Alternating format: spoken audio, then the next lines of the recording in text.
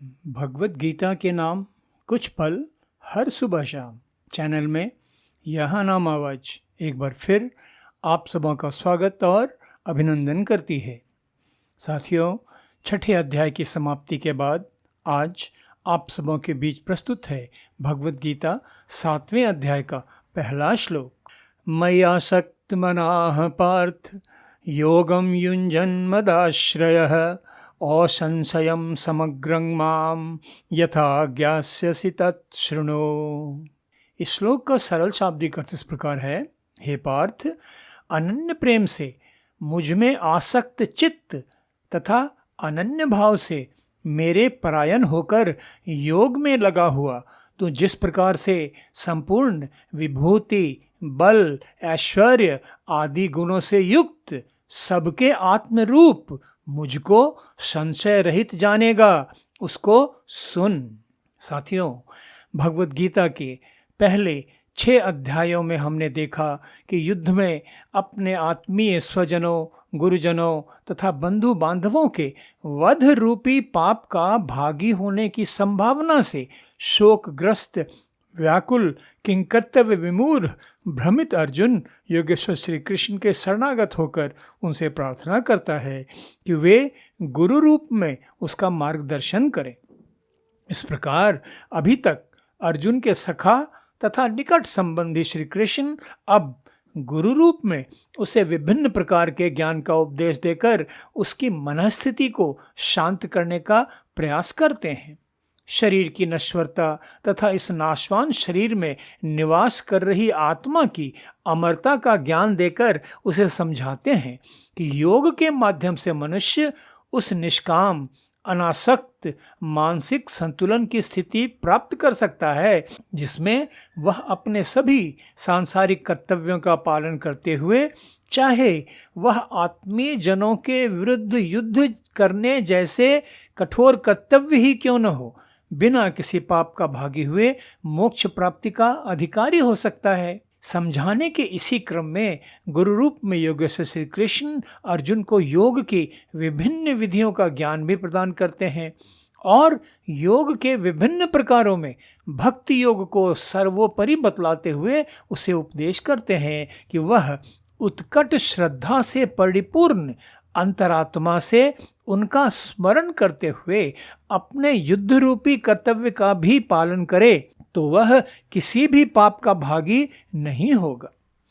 इन पिछले अध्यायों में संशयग्रस्त भ्रमित अर्जुन योगेश्वर श्री कृष्ण से अनेकों प्रकार के प्रश्न करता है और श्री कृष्ण उसके सभी प्रश्नों का उत्तर देते, उनका समाधान करते चले जाते हैं और छठे अध्याय के अंतिम 2 श्लोकों में वे अर्जुन को स्पष्ट आदेश देते हैं कि वह योगी बने, ऐसा श्रद्धावान योगी जो अंतरात्मा की गहराइयों से अपने सद्गुरु तथा परमात्मा को निरंतर भजते हुए अपने कर्तव्यों का अनासक्त निष्काम भाव से पालन करता रहे। साथियों, अर्जुन की दुविधापूर्ण भ्रमित मनस्थिति को देखते हुए तथा गुरु रूप में उसका पूर्ण विश्वास जीतने के उद्देश्य से योगेश्वर श्री कृष्ण अब निश्चय करते हैं कि वे अर्जुन को अपने ईश्वरीय सत्ता होने का ज्ञान देते हुए अपने समस्त विभूति, ऐश्वर्य, बल इत्यादि को अर्जुन के समक्ष अनावृत करें ताकि अर्जुन के सभी संशय दूर हो जाएं। उसे अपने गुरु योगेश्वर श्री कृष्ण के ईश्वरीय सत्ता होने का पूर्ण विश्वास हो जाए और उनके द्वारा दिए जा रहे ज्ञान को वह पूरी तरह आत्मसात कर पाए। उसके लिए जानने योग्य और कुछ शेष न रहे। साथियों, गुरु वंदना में कहा भी तो गया है, गुरु ब्रह्मा, गुरु विष्णु, गुरुदेवो महेश्वर, गुरु साक्षात परम ब्रह्म, तस्मै श्री गुरुवे नमः। और सदगुरु कबीर साहब ने भी तो कहा, गुरु गोविंद दो खड़े काको लागू पाए, बलिहारी गुरु आपनो जो गोविंद दियो बताए। और मेरे परम आराध्य ब्रह्मज्ञानी सदगुरु सदाफल देव जी महाराज ने भी तो सदगुरु का महत्व दर्शाते हुए कहा कि सदगुरु ब्रह्म स्वरूप है, नर स्वरूप के माही, पारस दे जगजीव को कंचन रूप बनाही। तो परम सत्य ईश्वरीय सत्ता का प्रत्यक्ष साक्षात्कार प्राप्त कर लेने के बाद पूर्ण समर्थ सद्गुरु में भी ईश्वरीय सत्ता के गुण लौह अग्निवत स्वयं समाहित हो जाते हैं। इसलिए शिष्यों को अपने समर्थ सद्गुरु के वचनों को पूर्ण श्रद्धा से ग्रहण करना चाहिए। साथियों, अब जरा ध्यान दीजिए कि अपने समग्र ऐश्वर्य, वैभव, बल, विभूतियों इत्यादि का वर्णन करने के पूर्व योगेश्वर श्री कृष्ण अपने शिष्य से किस प्रकार की उत्कट श्रद्धा, संपूर्ण आत्मसमर्पण तथा अनन्य भक्ति भाव से ब्रह्मपरायण होने रूपी योग्यता की आशा रखते हैं, ताकि वह ईश्वरीय सत्ता की महत्ता को पूरी तरह आत्मसात कर पाए। तो योगेश्वर श्री कृष्ण इस श्लोक में अर्जुन को समझाते हुए कहते हैं कि अनन्य प्रेम से मुझ में आसक्त चित्त तथा अनन्य भाव से मेरे परायण होकर योग में लगा हुआ तू जिस प्रकार से संपूर्ण विभूति, बल, ऐश्वर्य इत्यादि गुणों से युक्त सबके आत्मरूप मुझ परमात्मा को संशय रहित जानेगा, उसे सुन। इस प्रकार योगेश्वर श्री कृष्ण स्पष्ट कर देते हैं कि अनमने भाव, चंचल चित्त तथा संशयपूर्ण आस्था से योग का अभ्यास कर रहे योगी, जिनका ध्यान परमात्मा और केवल परमात्मा पर ही केंद्रित न होकर योग की बाहरी प्रक्रिया पर ही केंद्रित रहे और इस प्रकार योग साधना के वास्तविक लक्ष्य से विचलित रहे, उनकी योग साधना तो कभी सफल नहीं हो सकती, न ही उन्हें कभी ईश्वर साक्षात्कार रूपी दिव्य उपलब्धि प्राप्त हो सकती है। योग साधना का वास्तविक तथा एकमात्र लक्ष्य तो परमात्मा प्राप्ति ही होता है, किंतु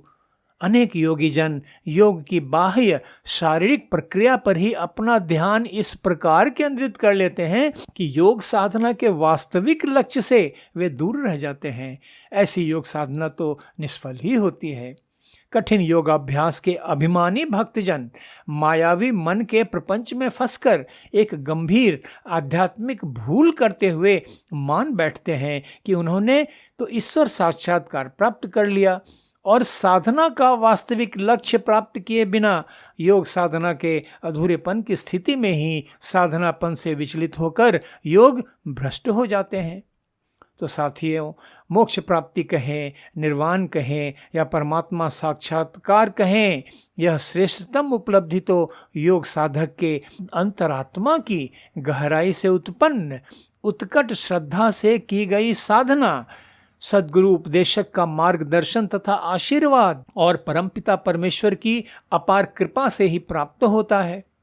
इस संदर्भ में रामचरितमानस के रचयिता संत तुलसीदास की एक चौपाई बड़ी प्रासंगिक है। उन्होंने कहा, सोई जानई जेहि देई जनाई, जानत तुम ही होई जाई, तुम रही कृपा तुम ही रघुनंदन, जानहि भगत भगत उर चंदन। संत तुलसीदास इस चौपाई में बड़ी गंभीर बात कहते हैं कि हे ईश्वरीय अवतार रघुनंदन, आपको तो केवल वही भाग्यवान मनुष्य पूर्ण रूप से जान सकता है जिस पर कृपा करके आप अपने आप को उसे जनाना चाहते हैं। हे भक्त की आत्मा को चंदन के समान शीतलता तथा शांति प्रदान करने वाले रघुनंदन, आपकी कृपा के बिना तो आपको कोई जान ही नहीं सकता, और जो आपको जान लेता है वह तो आपके ही समान गुणों से संपन्न हो जाता है। इसीलिए योगेश्वर श्री कृष्ण अर्जुन पर कृपा करते हुए उसे अपनी संपूर्ण विभूति, बल, ऐश्वर्य इत्यादि से युक्त सबके अंतरात्मा में स्थापित स्वरूप का वर्णन कर समझाते हैं, ताकि सद्गुरुदेव तथा सद्गुरुदेव के वचनों के प्रति उसकी आस्था, उसका विश्वास पूरी तरह दृढ़ हो जाए और वह दुविधा मुक्त होकर उनके मार्गदर्शन के अनुसार योगस्थः कुरु कर्मणि संगं त्यक्त्वा धनंजय सिद्धि असिद्धियों समो भूत्वा समत्वम योग उच्यते की उदात्त स्थिति में दृढ़ता पूर्वक स्थापित होकर अपने नियत कर्तव्य पालन में संलग्न रहे। आज बस इतना ही। भगवद गीता सप्तम अध्याय के अगले श्लोक के अर्थ तथा व्याख्या के साथ शीघ्र ही फिर आप सबों के बीच उपस्थित होऊंगा। तब तक आप सबों की सुख शांति समृद्धि तथा उत्तम स्वास्थ्य के लिए अशेष मंगल कामनाओं के साथ धन्यवाद। नमस्कार।